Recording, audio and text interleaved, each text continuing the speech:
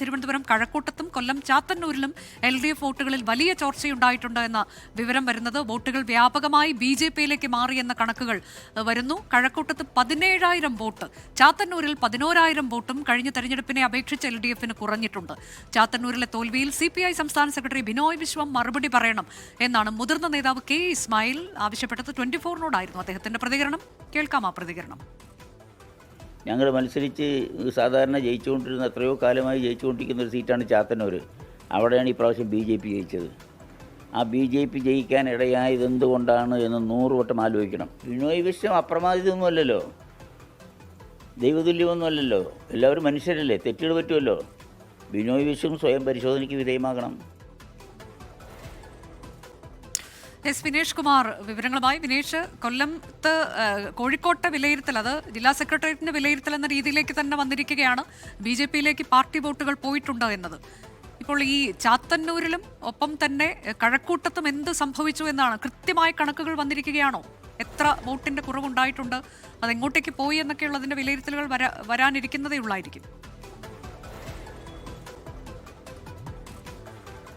അനുജ, തീർച്ചയായും. കാരണം 3 മണ്ഡലങ്ങളിലാണ് BJP ജയിച്ചിട്ടുള്ളത്. അതിൽ നേമത്ത് നമുക്കറിയാം ശക്തമായ ഒരു പോരാട്ടം തന്നെ നടന്നിട്ടുണ്ടായിരുന്നു. ശക്തമായ പോരാട്ടത്തിനൊടുവിലാണ് അവിടെ രാജീവ് ചന്ദ്രശേഖർ ജയിക്കുന്നത്. കാരണം UDF കഴിഞ്ഞ തവണ മുരളീധരൻ നിന്ന ഒരൊറ്റ കാരണം കൊണ്ട് മാത്രമായിരുന്നു അവിടെ ശിവൻകുട്ടി ജയത്തിലേക്ക് എത്തിയത്. കാരണം BJP-ക്ക് അത്രത്തോളം ബേസുള്ളൊരു സ്ഥലം കൂടിയാണ്. പക്ഷേ കഴക്കൂട്ടത്തും ചാത്തന്നൂരും പരിശോധിക്കുമ്പോൾ ചിത്രം മറ്റൊന്നാണ്. കാരണം കഴക്കൂട്ടത്തെ കണക്കുകൾ ഇങ്ങനെയാണ്.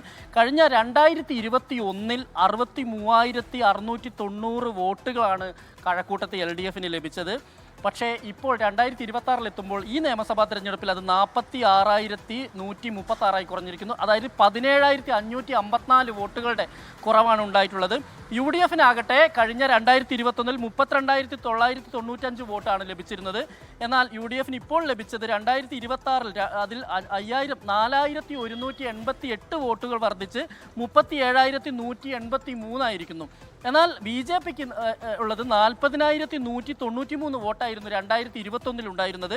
പക്ഷേ 2026-ൽ എത്തുമ്പോഴത്തേക്ക് 6,371 വോട്ടുകൾ വർദ്ധിച്ച് 46,564 വോട്ടുകളായിട്ടുണ്ട്. അതായത് ഈ 17,000 ചില്ലറ വോട്ടുകളിലാണ് വലിയ തോതിൽ അടിയൊഴുക്കുണ്ടായിട്ടുള്ളത്. ഇതിൽ 10,000-ത്തിലധികം വോട്ടുകൾ ആണ് UDF-ഉം BJP-യും പങ്കിട്ടത്. ഇത് LDF-ന് പ്രധാനമായും കഴിഞ്ഞ തവണ ലഭിച്ച വോട്ടാണ്. കടകംപള്ളി സുരേന്ദ്രനായിരുന്നു കഴിഞ്ഞ തവണയും LDF-ന് ജനവിധി തേടിയും നമുക്കറിയാവുന്നതാണ്.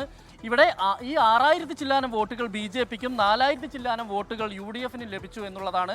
മാത്രമല്ല ഈ കഴിഞ്ഞ തവണ LDF-ന് ഇതിൽ SIR വന്നതിന് ശേഷം നിരവധി വോട്ടുകളിലെല്ലാം തന്നെ മാറ്റം വന്നിട്ടുണ്ട്. എങ്കിൽ പോലും 10,000-ത്തിലധികം വോട്ടുകളാണ് ഈ തവണ LDF-ൽ നിന്ന് അടിയൊഴുക്കുണ്ടായത് കഴക്കൂട്ടത്ത്. ചാത്തന്നൂരിലേക്ക് എത്തുമ്പോൾ ചാത്തന്നൂരിൽ കഴിഞ്ഞ തവണ LDF-ന് 59,296 വോട്ടാണ് ഉണ്ടായിരുന്നത്.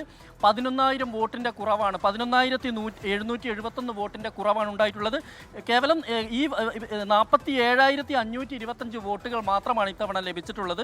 UDF-നാകട്ടെ 34,280 വോട്ടിൽ ഉണ്ടായിരുന്നു കഴിഞ്ഞ 2021-ൽ. പക്ഷേ അവരത് 35,276 വർദ്ധിപ്പിച്ചു. അതായത് 996 വോട്ടുകൾ അവർക്ക് കൂടുതൽ ലഭിച്ചു. പക്ഷേ BJP-ക്ക് 42,000 ചില്ലാനം വോട്ടുണ്ടായിരുന്ന സ്ഥലത്ത് അത് 51,000, അതായത് 9,833 വോട്ടുകൾ ചാത്തന്നൂരിൽ BJP-ക്ക് അധികം ലഭിച്ചു. ഇതിൽ പ്രധാനമായും LDF-ൽ ഉണ്ടായിരിക്കുന്ന അടിയൊഴുക്കാണെന്ന് തന്നെ നമുക്കിതിൽ പറയേണ്ടിയിരിക്കുന്നു.